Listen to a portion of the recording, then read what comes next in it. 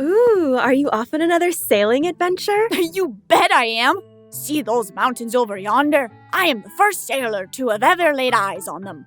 I hereby declare that those mountains shall from this day forward be called Leolandia. Aw, it's too bad everywhere has already been discovered. It would have been so cool to have sailed on one of those early expeditions when explorers were visiting the New World for the first time. Could you imagine what it would have been like to see America for the first time? Well, we can find out what it was like. You beat it? Yes! Let's go!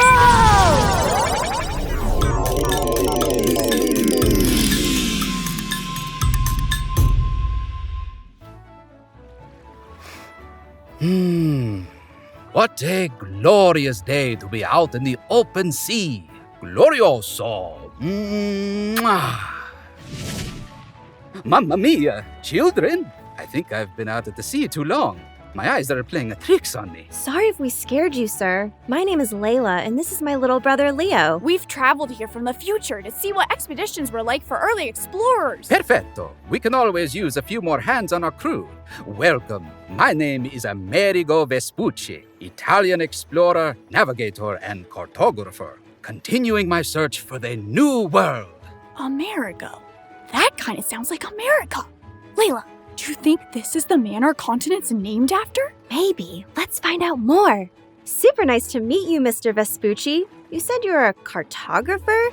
What's that? A cartographer is someone who draws maps. I am currently mapping out any new lands we come across on our voyages. Drawing maps just by looking at the land? How do you even do that? I don't just look at the land. I use the knowledge I have acquired through many years of studying cartography and other fields like astronomy and navigation. Wow, I had no idea there were so many different subjects explorers had to know about. I figured you guys just got lucky. Luck does play a part in our expeditions, but we don't travel the seas without a plan. We make a specific calculation based on the information we already know and other factors like the position of the stars in the sky. So, no GPS, no finished maps, and no high-tech tools? Not even a telescope to see things up close? I tell you what? A telescope. This is a tool that makes things that are far away appear closer. Wanna see? Look through here. This contraption is spectacular.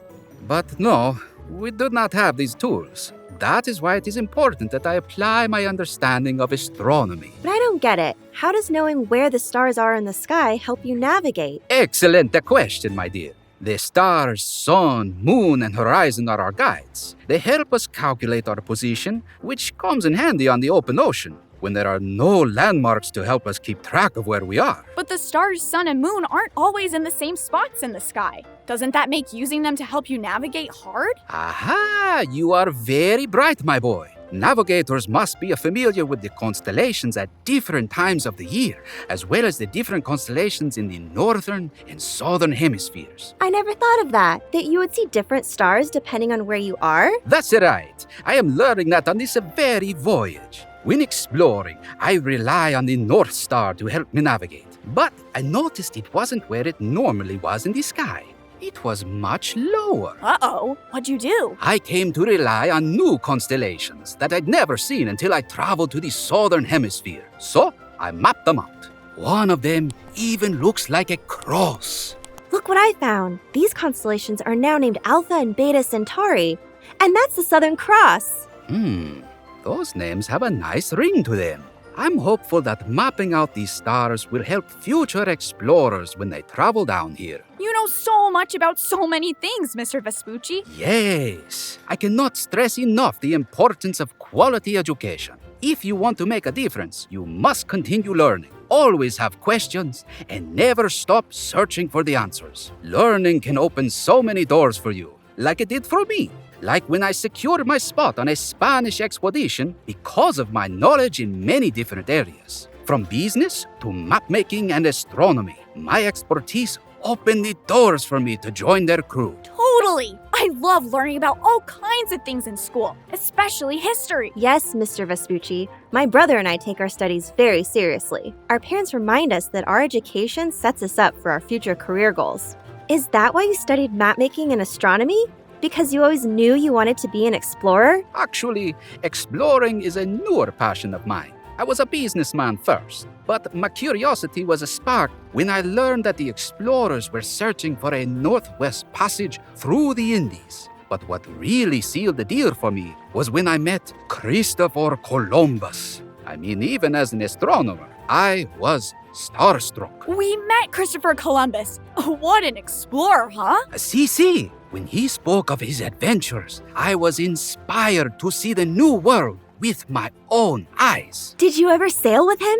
I did not, but our expeditions had similarities. His were sponsored by Spain, like my earlier journey was. This voyage I'm on now has me serving King Manuel I of Portugal. I can only imagine how exciting your adventures have been. What are some of the most awesome things you've seen? On my previous voyage, I saw a shoreline of dense forest. I thought I had reached India, as Columbus had said, but I'm thinking he might have been mistaken.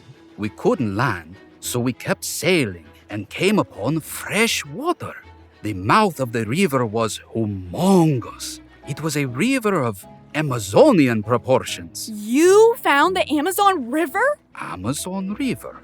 I liked the sound of that. We sailed up the river and could not believe our eyes. What did you see? An infinite number of birds of various forms and colors, and trees so beautiful and fragrant that we thought we had entered the earthly paradise. We even saw the largest snake I have ever seen. It was terrifying. Cool. Where are we headed now, Mr. Vespucci? Columbus believed he landed in Asia, but I believe we're headed to an entirely new continent. Based on my calculations, the Earth is bigger than what Columbus had originally thought, which means there could be room for more land. A fourth continent between Europe and Asia. Signor Vespucci, land! Land! Isn't it magnifico? It sure is. What will you name it? Let me think. Giuseppe, what's the date today? It's January 1st, Signor Vespucci. January. I know. It shall be called Rio de Janeiro. January in the Portuguese. We hereby declare that this land shall from this day forward be called Rio de Janeiro. This has been such an exciting day.